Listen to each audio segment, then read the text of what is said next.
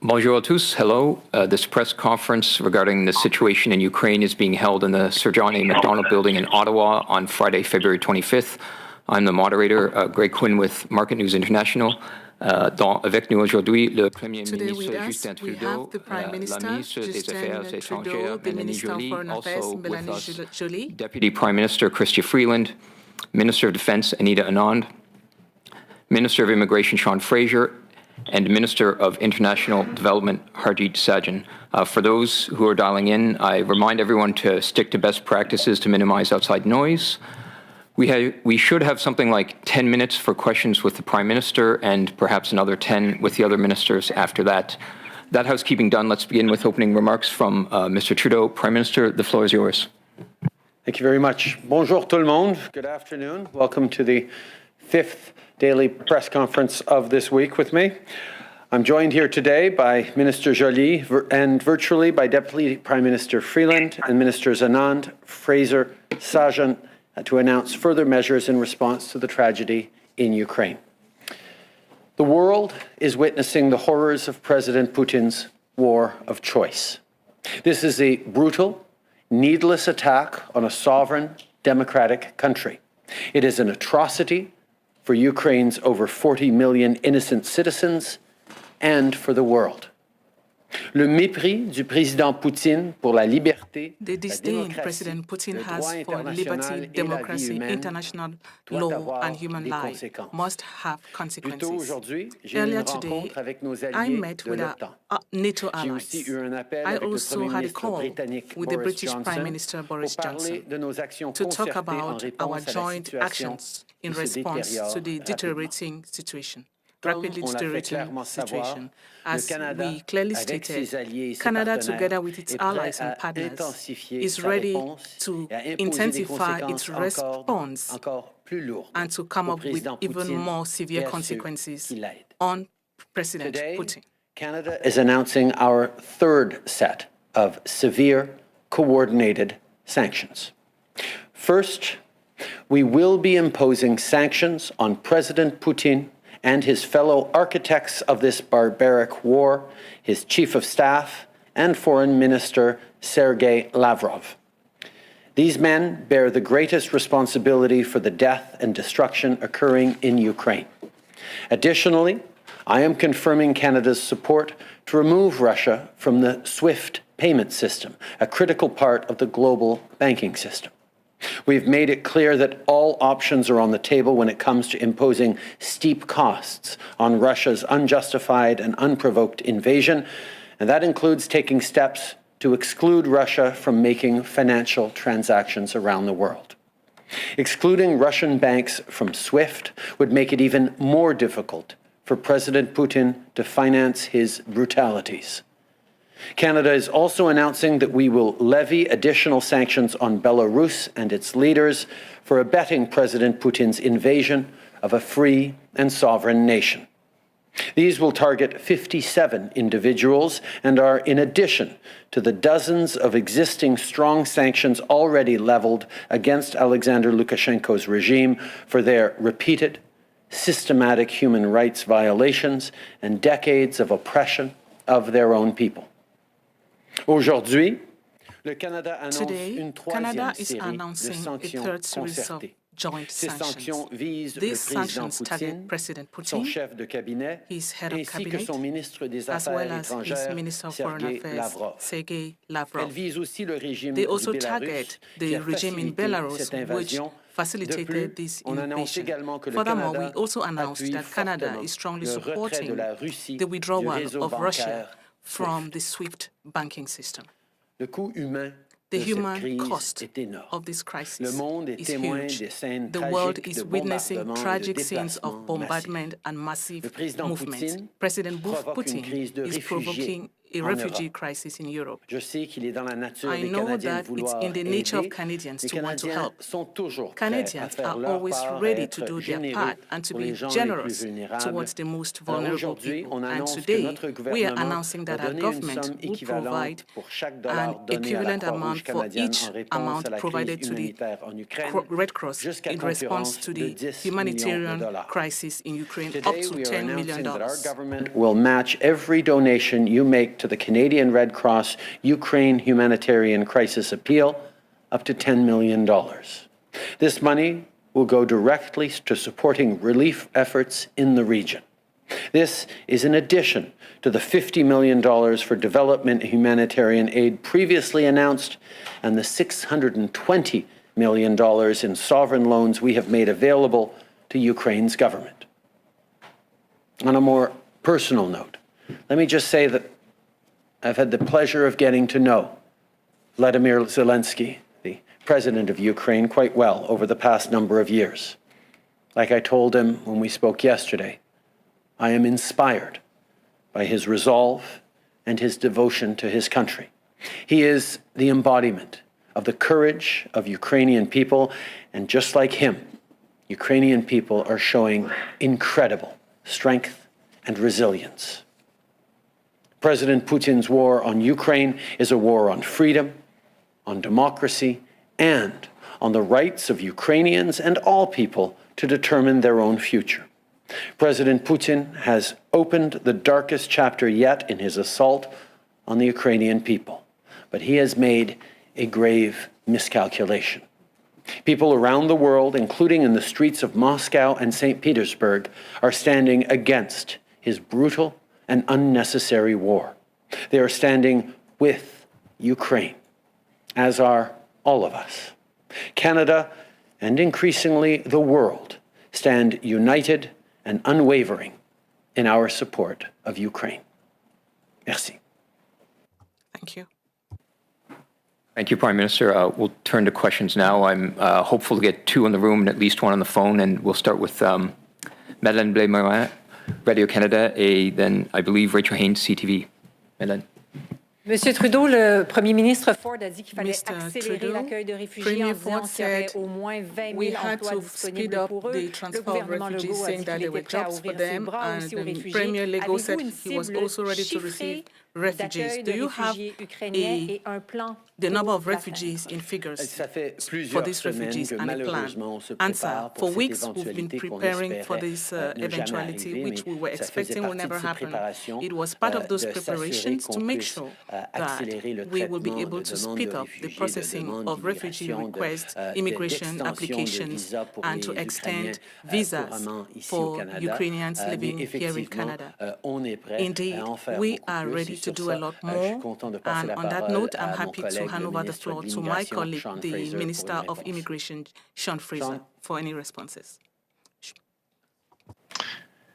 Thank you, and let me begin by adding my voice to the Prime Minister's remarks and condemning the egregious behavior of Vladimir Putin on this unnecessary war of aggression. The thought that someone would be so callous as to erode the self-determination of another sovereign nation and its people is beyond comprehension. As the Prime Minister said, we've been preparing for weeks. Since January 19th, we have been launching our operational readiness. We started by beefing up resources in our Warsaw, Vienna, Bucharest offices and preparing London for an influx of additional digital applications. We also, on the same day, started prioritizing applications that were already in our inventory and have so far had in excess of 2,000 applications approved from Ukrainians who had some sort of an application within IRCC. Just the other day, we launched a dedicated services channel, so Ukrainians who are seeking to take advantage of certain programs can reach us more quickly by phone, by web form, and use the, if you are using the web form, I would urge you to use the keywords Ukraine 2022, and your email will be prioritized. We've also launched new measures already for Ukrainians who are already in Canada that will make it easier for them to stay by extending their temporary status and issuing work permits to them so they can provide for themselves while they are here. We have taken nothing off the table for looking for additional solutions, as we will be looking to do the very Canadian thing of helping those in need, and in particular the people of Ukraine, who have some of the strongest people-to-people ties of any country in the world. When I look at the fact that there are more than 1 million Ukrainians in Canada today, this is something that we should do. It's something that we will do. Le Centre pour la sécurité du Canada the Center for Security in Canada is putting pressure on organizations to reinforce their online defenses following the attacks in Ukraine. Are you making a link between the problem in the aluminum factory? With this answer, we've known for a while that Russia is using cyber attacks to try to destabilize democracies throughout the world. Canada is fortunate to have cybersecurity experts that can be compared to any other in the world. Our cybersecurity center are excellent and working to monitor attacks we receive and also to prevent other attacks. I can assure you that everything is being done to ensure the safety of Canadians physically, of course, but also virtually, and our computer systems. We will continue to be vigilant to properly protect Canadians online. Hi, Prime Minister. Rachel Haynes from CTV National News. In your remarks, you spoke about being inspired by President Zelensky's courage and resolve. He has spoken about being on Vladimir Putin's hit list and is preparing for that as a possibility as Russian troops move in. Do you believe that the additional sanctions that you are announcing today will be enough to prevent that from happening? The world has responded in an unprecedentedly united and coordinated way to respond to Vladimir Putin's grave mistake. He has underestimated the resolve and the ability of Western democracies to stand up to defend not just our friends, but our values, our principles, and indeed the unprecedented period of peace and stability that has lasted over 75 years because of the rules and systems we put in place following World War II. Putin has chosen to upend 75 years of peace by invading a peaceful, unprovocative neighbor, and we are responding strongly and in a united way. The courage that President Zelensky and indeed all Ukrainians are showing in standing up to defend their homelands, to demonstrate that Vladimir Putin is wrong in the choice that he made, is inspiring. And with the sanctions that we're bringing forward on Vladimir Putin personally today, not just Canada, but other countries around the world, we're demonstrating that Putin's own personal wealth and his wealth that is being cared for by others is at significant risk because of his terrible mistake. And as a follow-up, in your remarks, you also mentioned trying to get Russia out of the SWIFT system in Europe. When you just answered me talking about a united and coordinated approach, but there are a number of European countries who aren't willing to take that step yet. So what is your message to those countries who have not shown that same interest in kicking Russia out of SWIFT? Russia has demonstrated a callous disregard for the systems and indeed the peace that we have fought for and won over the past 75 years. Peace that led to, yes, unprecedented safety and security for citizens in Europe and indeed around the world, but also led to unprecedented prosperity and growth for people in Europe and around the world.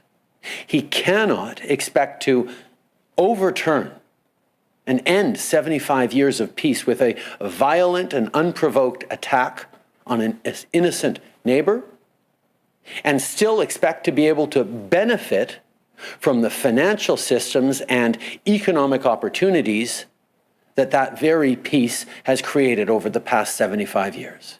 So Canada, the UK, and a number of other countries are being very clear that the SWIFT system should be removed from Russia.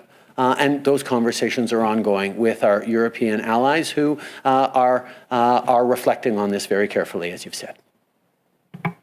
We'll turn to a question from the phone now. I believe we should have David Aiken, Global News.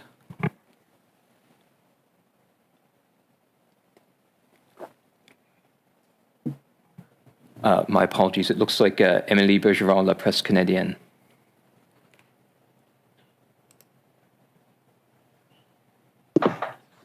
Oui, bonjour, désolée, j'avais de la misère avec mon micro. Good afternoon. I had some Monsieur trouble with my Trudeau, mic. pour Mr. revenir Trudeau, sur let's come back to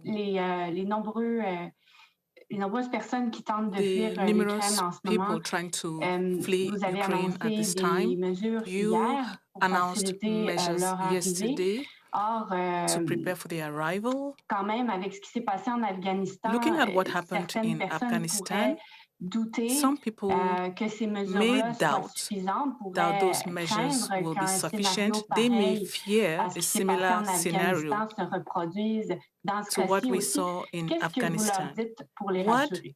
can you tell them to Tout reassure d'abord, them? Answer. on a First of all, développé des outils pour aider we les gens en have prepared Afghanistan et on tools peut to help people in d'ailleurs appliquer Afghanistan, ces outils and those same ici tools could be used en here Ukraine. Mais en for même the temps, il faut Ukraine case. reconnaître At the que la same time, situation we est must extrêmement recognize that différente. the situation is very Il y a different. des pays alliés We have qui allied ont des countries frontières avec l'Ukraine et on a déjà pu who are working with installer us, and we have been able des Canadiens et des alliés qui vont être là pour recevoir des gens qui prepare sont en train Canadians de fuir and avec allies who des will be ready connexions to ou receive citoyenneté people canadienne fleeing. pour We are accélérer preparing leur sortie. citizenship Mais on and the sait right aussi que conditions la to grande speed up their majorité des gens qui exit. quittent l'Ukraine But most of the présentement people now leaving vont Ukraine d'abord quitter will, pour first of d'autres pays all, en Europe parce que transit c'est through là la other proximité. Ils European peuvent se countries rendre en because of voiture ou proximity. They quasiment à could get pied there à by certains moments. vehicle or on foot Mais at par some la point. suite, dans les semaines et Subsequently, les mois à venir, in the il va y weeks avoir and des gens qui months vont to vouloir come, some venir people avec des may familles, avec want la to come communauté here with ukrainienne their ici au families Canada. Et and to comme meet le the ministre Ukrainian Fraser l'a community dit, here. As on Minister va Fraser avoir les said, outils pour we will pouvoir les have aider. the tools to be able to help them.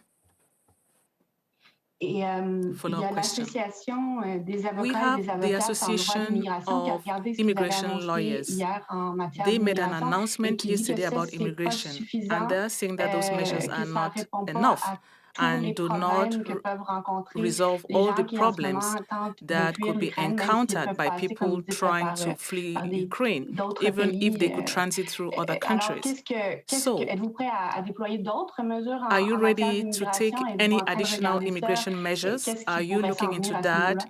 Absolument. Answer. Comme le ministre Absolutely. Fraser a dit, As et Minister je le Fraser répète, said, on and I est repeat, ouvert à en we are faire open plus, to doing more à pouvoir aider encore plus de to monde. help even On est en more train people. de suivre attentivement We la are situation. closely Comme vous following the savez, situation. As you know, tout ça s'est passé extrêmement all these rapidement sur le happened terrain. extremely Il y a fast beaucoup on de the gens field. qui avaient une détermination de Many rester en people were Ukraine parce qu'ils determined to doutaient remain que la in Russie Ukraine allait because they réellement were not faire sure that l'inimaginable et Russia would envahir. do the Et unimaginable, maintenant and que invade la Russie Ukraine. envahit, Now that ils sont en train Russia de has sortir, invaded mais ça va Ukraine, prendre they are un leaving. peu de temps pour But it's voir going to take qui va some vouloir time venir au to Canada, find qui out va who will want attendre to dans un come to pays Canada, voisin who pour will wait espérer in a pouvoir neighboring country, retourner à leur vie, à leur hoping to maison go back dans les semaines à to venir. their homes Tout in the ça est sur la weeks table. Nous sommes en ahead. train de So s'ajuster, de all travailler this avec is nos voisins, happening mais while we are working with ce que les Canadiens neighbors. peuvent savoir, et sans aucune surprise, What c'est que Canadians need nous to allons know, être and là it's no pour surprise, aider is ceux that qui we will veulent be there fuir, to qui veulent help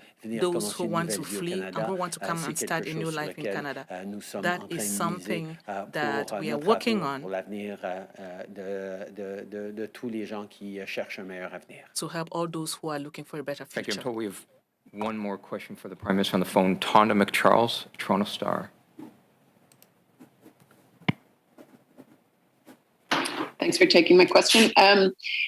Prime Minister, the sanctions on Putin and his top aides there and Lavrov, can you talk about what actual impact you see this having? I mean, since no sanctions to date have deterred him in any way, do you have any reason to believe that he holds any assets, he or any of his circle hold any assets in Canada, that anything in a practical way will be affected? First of all, Vladimir Putin has been in power in Russia for around 20 years, and regardless of the lack of respect for international norms and the behaviors in the past, including invading Crimea, we have not ever taken as a global community the step of sanctioning him personally. This is a significant step, and it has its impact in the fact that we are all, as Western countries, united and aligned on this. This goes directly at President Putin's considerable personal wealth, and you're absolutely right. He does not have much, if anything, in terms of personal holdings in Canada, but it's also going to be extremely important that we show a level of unity, a level of collaboration and firmness around the world, and prevent any loopholes from him trying to move money to places where he doesn't currently have money.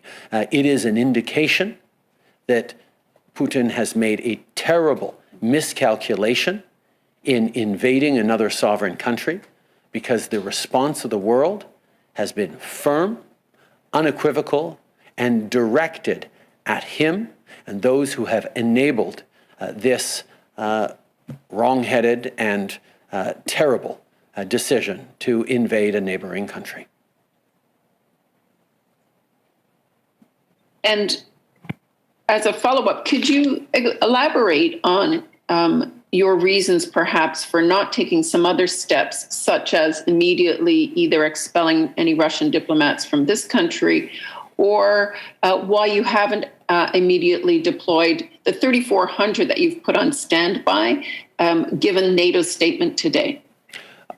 First of all, as we've said, we continue to work closely with our allies on potential next steps, on things to do in the days and weeks to come. We recognize that this is unlikely to end quickly. We will need to be firm and resolved over possibly the long haul, and we are. But that's why putting things in place in the right order and the right sequence is extremely important. On NATO, I can tell you from the meeting we had this morning, allies are all resolved and resolute that we are there to protect Europe's eastern flank, to demonstrate that the alliance is strong and ready to respond were Putin to make the mistake of choosing to invade a NATO ally. And on top of that, that we are strong and united in our condemnation of their invasion of Ukraine. This is something we are going to continue to do, and part of that means being there to mobilize further forces to guard NATO's eastern flank, which Canada has, as most members have in NATO, put more troops at the disposal of NATO command to be able to demonstrate our resolve on this. On the issue of sanctions, I'm happy to turn it over to Minister Joly, who's been working extremely hard these past days and weeks to make sure that the sanction package is as strong as possible, as quick as possible, but also as seamlessly united amongst partners as it has been. Melanie. Thank you, Prime Minister. Thank you, Tanda, for your questions. So on question of sanctions, today is an important day because it follows everything that we've done over the entire week, which is sanctioning people that are involved in this conflict, that are decision makers, not only President Putin today, but also now the Foreign Minister, the Justice Minister, the Minister of Finance, and also the Minister of Defense of Russia are now sanctioned, not only by Canada, but by the entire West. President Lukashenko of Belarus had been already sanctioned last summer. Now we are also making sure that his guard around him are sanctioned. And why we're doing that? Because we want to make sure that we're suffocating the Russian regime. That's our goal. And we know that this has an impact in terms of their own decision making, but we know also that we need to work all together in a united West to make that happen. The Prime Minister mentioned definitely the fact of not having any form of loopholes. That's important, but also we're looking at different methods including creative methods to make sure that we are putting maximum pressure on Russia right now. On the question of consular, I just wanted to, for Canada, it's important to have an ambassador right now in Russia. You heard the Prime Minister's speech. It is important for Russians to understand what is happening in Ukraine. The Deputy Prime Minister spoke in Russian yesterday, talked to the people in Russia. It is important that we reach out to them. 2,000 protesters were arrested by the Russian regime yesterday. It is important that the opposition within Russia is able to have access to facts. And my message also to Canadians that have families and friends in Russia, please tell them what you're seeing right now through our independent media. Please tell them what's happening in Ukraine. They need to know, and they need to talk to their friends and family. Thank you. Thank you. I believe that should be all the time we have with the Prime Minister today. Thank you, Merci. We will turn to time with other ministers now, and I believe we have Mylène Clet, La Presse, and then I'll turn to the phone for Ashley Burke, CBC. Bonjour. Ma question Good est pour afternoon. Monsieur My Fraser. I'm question sorry, I is don't for know if you Mr. speak Fraser. French or not. I'll ask it in English just in case. I'm wondering, are you considering lifting the visa requirements for Ukrainians who would like to come to Canada? Merci pour la question. Thank you for your question. Si je pose ma réponse en anglais aussi. I will answer in English. Right now, we are looking at every option. We've considered a number of different angles that we can look at this, including by engaging members of the Ukrainian Canadian community to examine what the right approach will be. I do want to reiterate, though, that there are significant measures that have already been put in place. And I just do want to address one of the questions that came up previously in respect to one of the challenges that we found compared to Afghanistan. And I want to credit Minister Joly, who's in the room with you there. One of the pinch points in Afghanistan involves very different facts where the Taliban have seized control and have prevented us from securing safe passage outside of the country for some of the most vulnerable people who are inside Afghanistan that we've made a commitment to. With the situation in Ukraine, to the west, Minister Joly has already secured agreements to secure the safe passage of Canadian citizens and permanent residents with Moldova, Slovakia, Poland, Romania, and Hungary. With respect to your question about visa requirements, there's different options that we are looking at, whether it's family reunification and sponsorship, whether it's different existing programs that we can make more flexible, or whether it's a refugee response or some combination thereof. But I do want to reiterate for those who may be eligible for the measures that we've already implemented, if you have an application in the inventory or make one now, it will be treated on a priority basis. If you are someone who is in Ukraine or in Canada from Ukraine now, we will be extending your temporary status and issuing you a work permit. We're going to have more to say on the different measures we're going to be implementing in the days and weeks ahead. And I would urge you to continue to look for reliable information through Government of Canada channels to understand exactly what shape these measures are going to take in the next few days. And as for a target of the number of Ukrainians we could welcome here in Canada, I didn't hear you say one earlier when you were asked by my coworker. Look, we haven't established yet an official target for the number. I think we're going to be looking at the circumstances as they continue to unfold. But I would remind folks, in addition to any special measures that we may be advancing in the near future, there are also existing measures that Ukrainians qualify for through Canada's ordinary immigration streams that will be processed in an expedited way. So I would urge those who have questions about Canada's immigration programs to use the web form, to use the dedicated service channel that we've established by email or by phone, so you can flag your interest in participating in some of these immigration programs. And we will have more to say this in the very near future. Thank you. Now we turn to the phone. Ashley Burke, CBC. Hi, thanks for taking my question. My question is for Minister Anand.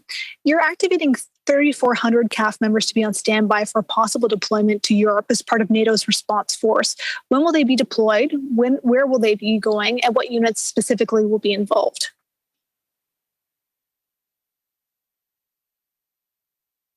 Okay, hi, Ashley. as a matter of usual course, we have certain troops that are on high readiness. What we've done in this case is implementing a reduced notice to move for these forces that could be deployed. These forces are on a menu of other items that we pledged to NATO, and NATO has not yet requested Canada to deploy those forces. So we stand ready to support NATO. We stand ready to ensure that we are contributing to the deterrence and defensive posture of NATO. And in terms of these 3,400, that was part of the menu of items that Canada pledged to NATO, along with ships, aircraft, and other items. Let's be clear, though, that Canada already has over 500 Canadian troops in Latvia as part of Operation Reassurance.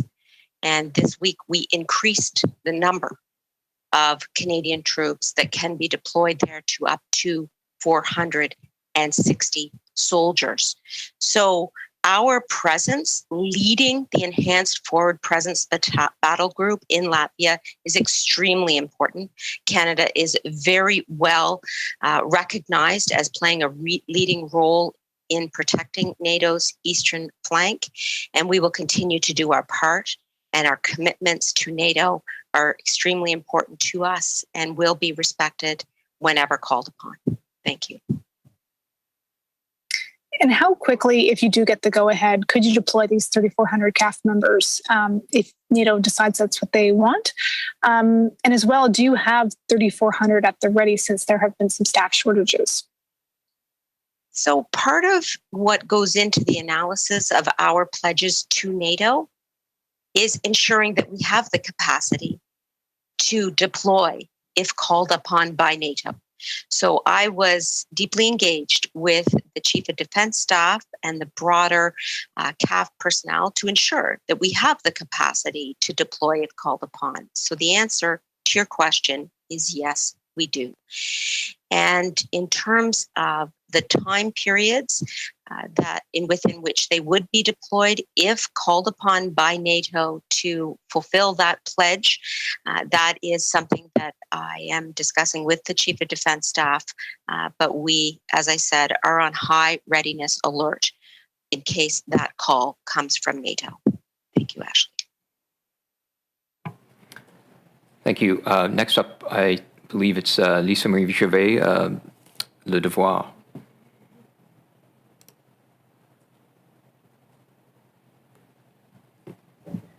Hi, bonjour. My question is for Mr. Fraser.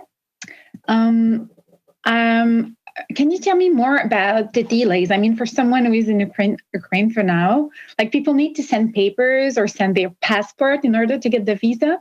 So the consular services are in Poland now. So how will the Ukrainian do this technically? And people from the Ukrainian community, lawyers, are afraid that it will take time. So what do you tell them? Like, will it be easy and quick? Yes, and I say that not because I'm an optimist by nature, but because we've been preparing for more than a month now. As I mentioned during a previous answer, we started an internal task force within IRCC on January 19th to identify how we could boost our resources, originally in Ukraine at both our Kyiv and Lviv locations, but then by providing additional resources to Warsaw, Bucharest, and Vienna with some additional preparation in London. This included getting large volumes of the materials that we need to print travel documents and making sure that we're prepared to process and print them and deliver them in an urgent way. I do have confidence that we're prepared to deal with this more quickly than we have ever before. And because we've been preparing for a number of weeks, I feel that we're well equipped to deal with a potential influx of applications in a short period of time. Lisa Marie, Sean, if I may, I spoke to our ambassador. J'ai eu l'occasion de parler à notre ambassadrice ce matin. spoke to our ambassador this L'équipe morning. du Canada est The en Pologne, Canadian mais tout team près is in de la Poland, frontière but right ukrainienne. next to the Ukrainian border. Présentement, les Right demandes now, de documents pour être en applications mesure for d'avoir accès aux documents services could de be mon collègue submitted Fraser en to matière d'immigration the office sont of disponibles my en ligne, comme colleague il l'a Fraser, mentionné. and these Mais documents en are même available temps, online, as he said. de At the same l'ambassade time, ukrainienne, the tout team juste of postée à the l'extérieur de la Ukrainian frontière ambassador ukrainienne, right est next prête to the à être Ukrainian en border mesure is d'offrir ready certains documents dans to des cas, prepare some documents dans des cas spécifiques. in Maintenant, specific tout se cases. passe vraiment beaucoup en ligne. Right now, Alors, a ces lot is cas-là going on sont online. vraiment très rares, mais nous Those avons cases aidé are very quelques rare, personnes qui avaient but besoin de we documents were able to help some papier people who dans des needed cas, some dans des paper cas urgents. documents for urgent cases. This should be our last question, given our time. We have Mike Blanchfield, the Canadian Press.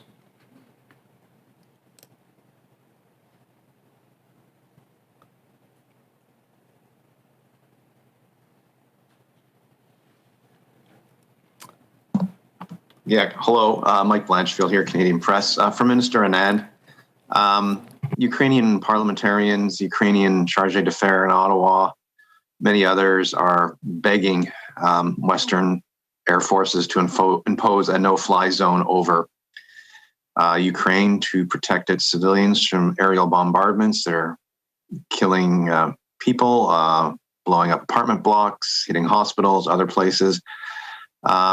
Can you discuss the calculation that has gone into by Canada and its NATO allies to not do this? Obviously, it's a delicate calculation because it could be seen as an act of war against Russia. But how do you balance that between that and desperate pleas from the ground in Ukraine to do something to free up their skies? Sure, I will provide my response and then ask Melanie if she would like to also add something from a foreign affairs perspective.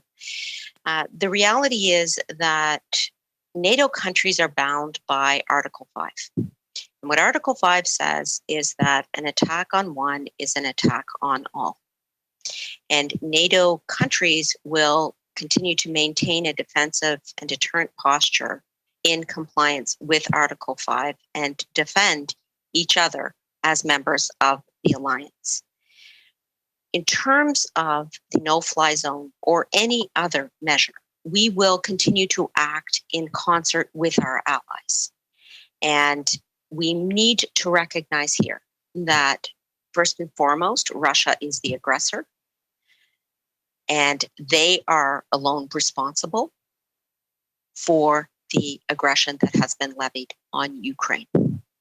And what we have done as a NATO alliance across the board is to provide multifaceted support to Ukraine in order to protect its sovereignty and stability. From Canada's part, that has included over $700 million of aid, over $10 million of lethal and non-lethal aid, and a continued support in terms of sanctions, which will pinch Putin's pocket severely. In terms of the calculations relating to no-fly zone from a foreign affairs perspective, I will turn the floor over to my colleague, Melanie Joly. Thank you. Thank you, Anita. Well, you heard a great Canadian jurist talking about Article 5. So obviously, I agree with what Anita just said about our participation within NATO. We are in close contact with the Ukrainian government. The Prime Minister has been in contact with President Zelensky. I've been in contact also with the DPM of Ukraine, Minister of Finance and Minister of Foreign Affairs. And, you know, talking to different allies right now, many options are on the table. Like I mentioned earlier, our goal is to make sure that we end this further invasion of Ukraine. And we will have more things to say over the weekend. There will be a G7 Minister of Foreign Affairs meeting on Sunday. So based on that, we will obviously assess the situation, but continue to help Ukrainians through financial support, through lethal aid, like Anita just mentioned, and also making sure that we have a strong sanctions approach and that we create a very strong coalition of like-minded countries around the world to condemn what is happening in Ukraine. And we think that the fact that the world is seeing what is happening in Ukraine right now is convincing people from the world to take strong measures against Russia.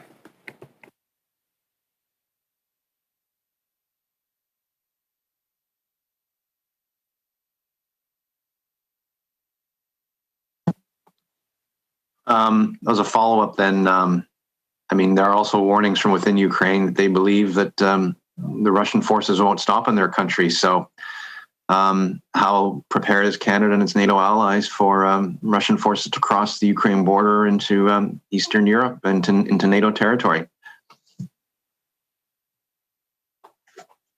I will start off again and simply say that, again, Article 5 is the governing principle that NATO countries are very well aware of and adhering to.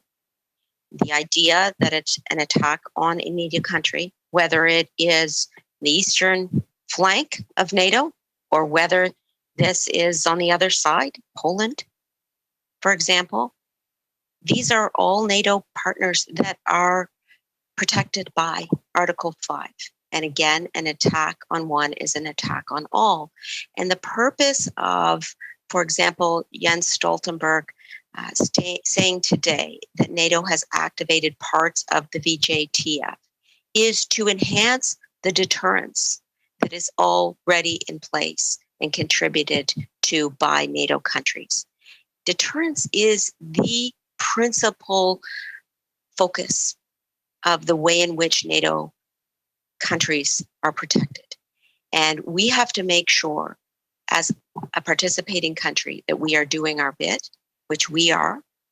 And we have to realize that any incursion by Russia into a NATO country will have severe consequences and will be subject to Article 5. And the idea that an attack on one is an attack on all. We are united as NATO countries on this very point. We are all signatories to Article 5 and the Washington Treaty, and Russia should well be aware of the importance of that article and the significance and consequences associated with it. Melanie? Yeah, thanks, Anita. What you have seen this week is the fact that the EU, the UK, the US, and us have never been so united. Not only on the question of defense, and that is clear from the conversation that was held at NATO today between leaders, but at the same time, we're strong in our resolve to make sure that Putin and the people that took these decisions are condemned, and not only condemned, but that at the end of the day, that there's enough opposition within Russia to put pressure on them. We think also that it is important that not only we be united, but that dealing with what is happening in Ukraine in a very strong manner will deter Putin from taking any further action or going ahead with any of other intentions he would have on affecting the sovereignty and territorial integrity of any other countries. So we know that this is a test, and we know that we have to step up to the plate. And that's exactly what we're doing right now. Thank you, Ministers. Merci. That's all the time we have for questions today. So unless there are any other words you'd like to share in closing, thank you. Merci, Miigwech. Merci. Thank you. Bye-bye, everyone.